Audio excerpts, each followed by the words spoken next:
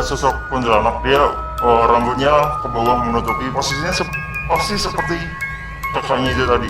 Ini sosok-sosok yang ada di lokasi studio saat ini.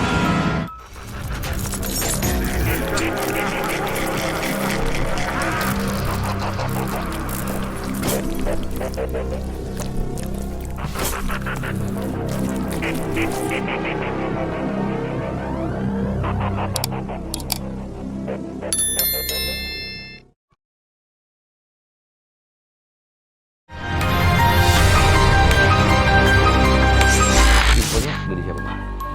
Yang menemani. Oke, baik. Pertanyaannya kalau gitu, Tasya, apakah sosok itu selain menunjukkan aku ada di sini loh, atau mereka juga kadang-kadang bisa mengikuti nggak sih? Kalau residual energi biasanya tidak mengikuti karena mereka udah ibaratnya sudah terkunci di situ. Emang di situ tempatnya, nggak bisa keluar dari situ. Oke.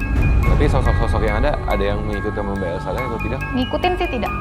Tidak menempel dari area tersebut artinya ya. Mereka hanya berdiam di lokasi yang memang menjadi sebuah kebiasaan, ritualitas mereka sehari-hari. Emang gaya hidup mereka di situ lah ya. Oke, baik. Mungkin kita sebagai manusia yang bisa kita lakukan adalah mendoakan kepada makhluk-makhluk tersebut ya yang ada di lokasi sebagai korban jiwa ya. Baik. Jadi ini adalah Ervan, mungkin boleh saya pinjam sebentar untuk saya berikan kasih unjuk kepada. Ini adalah sebenarnya kurang lebih seperti ini. Tadi juga pemirsa di rumah mungkin sudah menyaksikan ya. Baik. Jadi ini adalah sosok-sosok yang memang ada seperti itu kan kurang lebih. Sosok-sosok yang memang berada di lokasi dan mereka berdiam diri. Tapi sebenarnya dalam waktu yang bersamaan dua kejadian, kakek-kakek yang masuk ke arah warung, tapi kemudian juga ketika melanjutkan perjalanan pun juga orang yang dilihat oleh Mbak Elsada ini yang akhirnya memang memberikan interaksi atau pengalaman misteri sendiri ya? Iya, jadi biasanya kenapa yang pertama Mbak Elsa lihat nih kakek-kakek masuk warung itu sebenarnya kayak kita diketok pintu nih, lihat nih ada sesuatu di sini. Makanya di awal dikasih lihat ada orang, itu kan seperti kayak ngasih tunjuk jalan ya. Dia kasih tunjuk, dia jalan masuk ke dalam warung, oh nggak ada warung, jalan lagi Mbak Elsanya menuju ke tempat orang yang rame itu. Oke, Tasya tapi sedikit kembali awal obrolan kita tadi Kang Sule dan juga Mbak Elsa gitu ya, Elsada ya. Dia mengatakan bahwa frekuensi kan bisa sama nih antara kita yang berada di dimensi nyata dan mereka yang berada di dimensi berbeda. Kondisi-kondisi seperti apa yang bisa menyebabkan frekuensinya bersinggung? Sakit, capek, marah, dan kalau udah draining ya, terkuras energinya itu pasti akan otomatis bergesekan tuh. Cuman terkadang orang itu akan berpikirnya kecapean doang, halusinasi deh kayaknya gitu. Padahal sebenarnya tanpa halusinasi.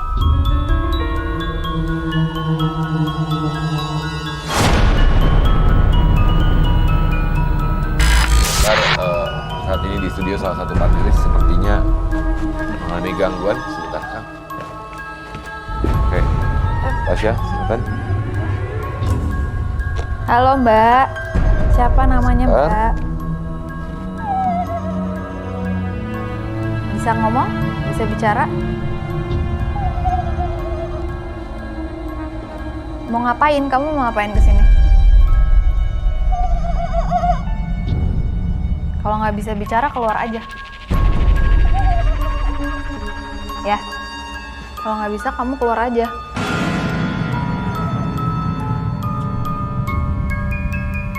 Bisa bicara, kalau nggak keluar ya. Mau ngomong apa?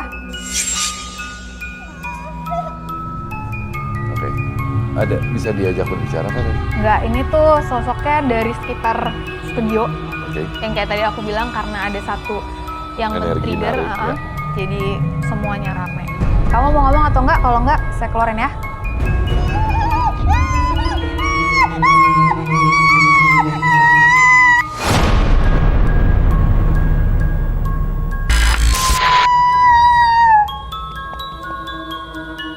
Ya, Mbak.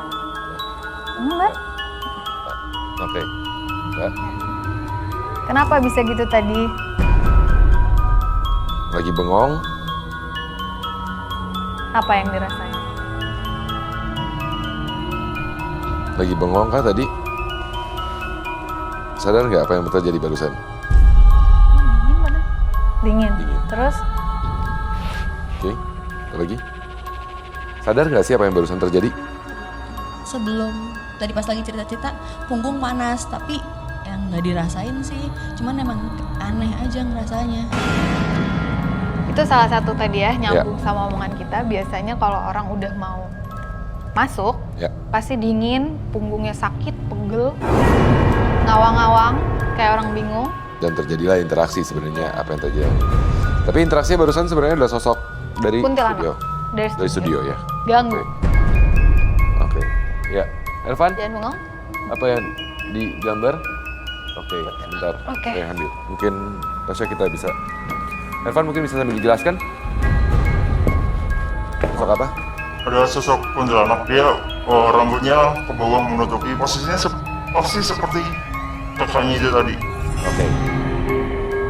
Dan sorry, ini mungkin karena kebawaan ke trigger tadi dengan ceritanya Kang Sule. Tadi saya sempat menggambar pas sesi kita break. Oke. Ini apa? Ini adalah kayak sosok negatif Oke. dan ada genderuwo juga. Dan saya menggambarnya sebelum ada kejadian ini. Oke. Oh ini tadi. Oke. Ini di lokasi sini ya. Iya, ini saya pas break tadi saya sempat ambil Iya. beberapa foto. Kemudian saya gambar langsung.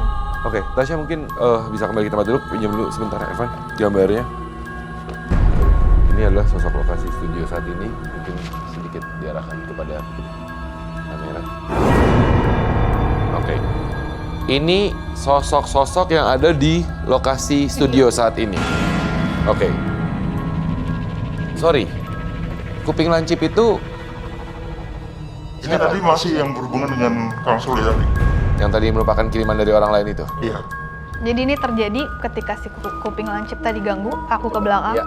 Tadi aku bilang di studio jadi rame. Ini sebenarnya kejadian kumpul. Ya. Oke. Jadi, sorry, sebentar Evan. Nah, yang masuk ke mbaknya tadi itu kan Ada Ervan sosok kuntilanak di belakang. gambar sebelum ini terjadi tadi Iya. ya berarti Iya. gambarnya. Ada kuntilanak di atas itu tuh. Nah, itu yang Oke. masuk. Oke. Di atas itu. Jadi yang berinteraksi adalah sosok yang berada di bagian atas itu. Ya. Ervan, sorry, mungkin juga Tasya bisa menjelaskan nanti ya. Di belakang ini ada kayak seperti sosok-sosok bayangan. Iya, Itu mereka hanya semacam bentuk bayangan hitam aja. Belum mewujudkan sesuatu. belum memberikan wujudnya. Iya. Oke, baik. Jadi itu yang bisa dilihat. Artinya sebenarnya banyak dong. Banyak sekali. Cuman kalau sekarang posisinya nggak terlalu sebanyak tadi. Kalau tadi karena energi yang tadi datang itu kan Berusaha untuk enak, mengumpulkan ya. ya. Jadi tadi rame tadi. Oke. Kang, aman? Aman. Baik. Oke. Biasa? Aman? Oke. Mungkin dari tadi apa yang juga terjadi, mungkin saat ini juga diingatkan kepada 30 panelis untuk jangan bengong. Karena bagaimanapun juga tadi Ervan dan juga Tasya sudah mengatakan bahwa banyak sosok yang ada di lokasi Iya, ini, iya. gitu kan ya. Dan memang satu mungkin sedikit mengambil kesimpulan cerita dari apa yang terjadi dialami oleh Mbak Elsa dan juga Kang Sule, terutama ketika berada di area luar wilayah, bahwa ya setiap wilayah memang pasti ada sosok-sosok penunggunya. Itu yang bisa kita tarik kesimpulan seperti tadi Kang Sule juga lagi tampil ataupun Elsa juga lagi berlibur gitu ya. Namun memang sosok-sosok tersebut ada yang memang hanya ingin menunjukkan diri, tapi kadang-kadang mereka juga ingin menyampaikan sebuah Sesuatu ya. pesan. Saya di rumah sakit 10 tahun bekerja ya, Mas. 10 tahun di rumah sakit. Iya, aslinya Bekerja? profesinya di rumah sakit. Oke. Pengalaman misteri di rumah sakit yang paling diingat? Udah hampir tiap hari banyak banget Perawat. analis laboratorium gitu. Jadi sering banget ya kayak pasien mau daftar, ternyata bukan pasien yang Yang benar manusia. nyata. Salah satunya kayak laki-laki, dia nunggu di kursi, ternyata cuma saya yang lihat dia, teman-teman saya nggak ada yang bisa lihat. Artinya sebenarnya frekuensinya Mbak Elsa cukup sering untuk berinteraksi Dari kan? kecil sering. Dari kecil memang. Tapi Mbak Elsa ini unik ya. Jadi kalau Tapi aku saya lihat, santai sih. iya, kalau aku lihat dia udah terima apa yang dia dapat itu. Jadi dia mau ngeliat pun nggak akan kelabakan gimana, ya udah gitu. Dia Sudah udah berdamai di dengan itu titik, ya. ya udah kita berapikan. Iya. Jadi artinya sebenarnya banyak sekali pengalaman-pengalaman yang dialami oleh Mbak Elsa, baik cuma bukan hanya berlibur tapi juga berada di lokasi kerja ya. Seharian. Baik, sekali lagi mungkin yang perlu diingat bahwa setiap wilayah pasti mempunyai energi-energi yang ada di sana. Baik itu penunggu maupun juga memang ada yang disampaikan. Dan tentunya juga kita bagaimanapun kita harus bisa untuk tetap menghormati wilayah-wilayah tersebut dan sebisa mungkin untuk tidak bersinggungan terutama dengan energi-energi negatif. Ya. Ya.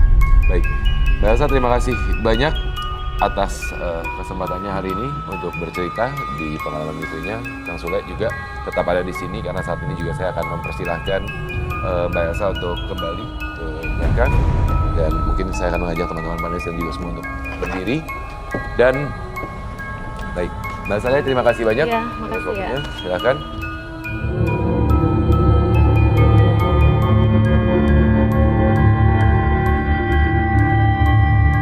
Selanjutnya akan ada medium juga yang bercerita mengenai pengalaman istrinya. Saya akan mengundang Latifah IP.